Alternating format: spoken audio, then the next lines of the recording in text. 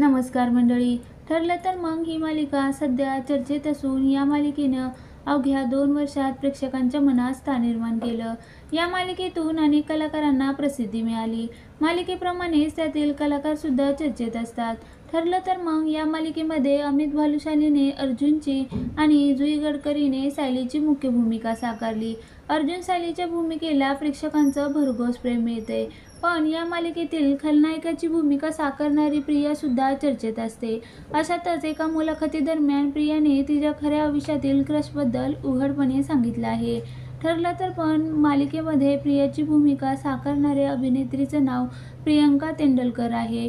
तिनं एका वर्षापूर्वी रेडिओ सिटीला मुलाखत दिली. या मुलाखतीदरम्यान अभिनेत्रीनं तिच्या खऱ्या आयुष्यातील क्रशबद्दल भाष्य केलं. रेडिओ सिटी मराठीला दिलेल्या मुलाखतीदरम्यान प्रियाला एका मिनिटात अनेक प्रश्न विचारण्यात आले होते. या मुलाखतीत प्रियाला 3 शब्द जे तुझं वर्णन करतील असा प्रश्न विचारण्यात आला. त्यावर अभिनेत्री म्हणाली, साधी, गुंतागुंतीची पण सुंदर.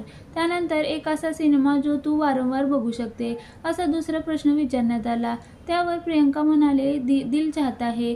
पुढे प्रियंकाला तिच्या बॉलिवूड क्रशबद्दल विचारलं. त्यावर उत्तर देत प्रियंकाने विकी कौशल असं उत्तर दिलं. याला उत्तराला जोडून मुलाखतदाराने, जर विकी कौशल तुझ्या बाजूला असेल तर तू त्याला काय म्हणशील? यावर अभिनेत्री म्हणाली, मी काहीच म्हणणार नाही, मी फक्त त्याच्याकडे पाहत राहीन.